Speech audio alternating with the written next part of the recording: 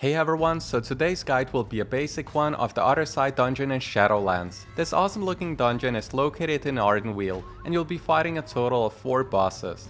Now the order of the first 3 is up to you, which means that you can fight them in any order you want. Now with that being said, let us start off with Hakkar. So the first ability is called Corrupted Blood. This will give you a red circle, and if you come in contact with anyone else, it will spread to them as well.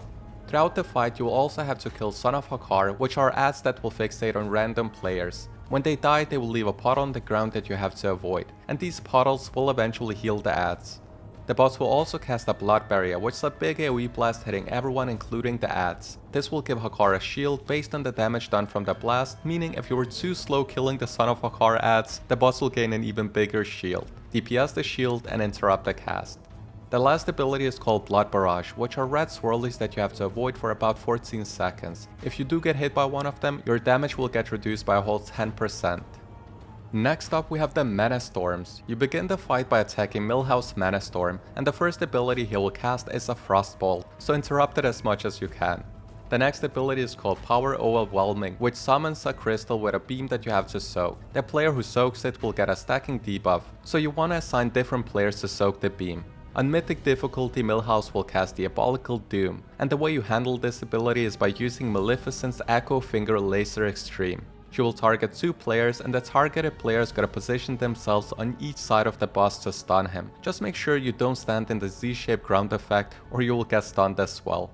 Once Maleficent becomes attackable, the first thing she will cast is Buzzsaw on the tank, and this is a stacking bleed debuff.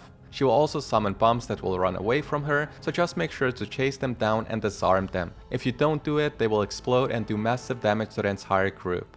On Mythic difficulty, she will cast an ability called Aerial Rocket Chicken Barrage, and you want to interrupt this spell as well. But the way you interrupt it is by using Millhouse's Shadow Fury. A random player in the group will get targeted by Shadow Fury, and when the debuff expires, it will stun the player and everyone inside of the circle, so you want to position yourself with a circle on top of the boss. You also want to use Shadow Fury to interrupt Buzzsaw, so the tank can reset the bleed stacks. And yeah, that's pretty much it.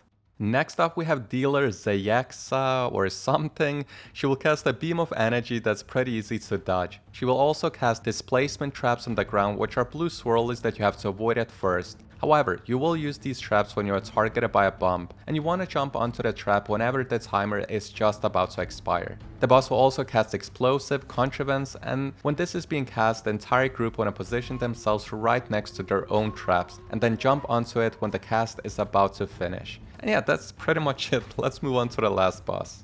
So the first ability is Cosmic Artifice. The boss will put a debuff on a few players, and when it expires it will do group-wide damage to everyone. You generally want to dispel at least one of the debuffs, so all of the damage doesn't explode at the same time. Just make sure that the player getting dispelled actually moves to the edge of the room. You also want to watch out for Cosmic Collapse, which are circles on the ground caused by Cosmic Artifice. The next ability is called Master of Death. The boss will always do a combination of 3 attacks, one to the right, left and front, so make sure to look at his hands to see what side you want to dodge. However, if you do get hit by this ability, you will get a nasty debuff which could actually end up wiping your group. Also make sure that your tank runs back into melee range as soon as the cast has finished, because if the boss can't target anyone in melee range, he will do group-wide damage to everyone. Now the last ability is called Shadow Reality. 6 portals will spawn on the main platform, and you want to assign 2 DPS players to take the portals on the left side, and the rest of the group take the portals on the right side. You need to leave the main platform before the boss has finished the cast, or you will get one shot. After you take the portals, you will get teleported to another platform, where you will have to avoid puddles on the ground and kill the big ad, and then click on the totem. Now each of these totems will do 20% damage to the boss, so if you manage to get all 4 totems you can actually end up one-facing the boss, because he will die 10% health, meaning you will only need to do an additional 10% health to kill him. And that pretty much concludes the bosses, so let's move on to the Covenant bonuses. So we only have one Nightfall Covenant bonus in this dungeon. Throughout the instance you will find haunted urns that you can click on, and if you manage to finish the cast, enemies within 30 yards will get stunned for about 10 seconds. And yeah, that's pretty much it, so let's move on to some of the notable trash mobs.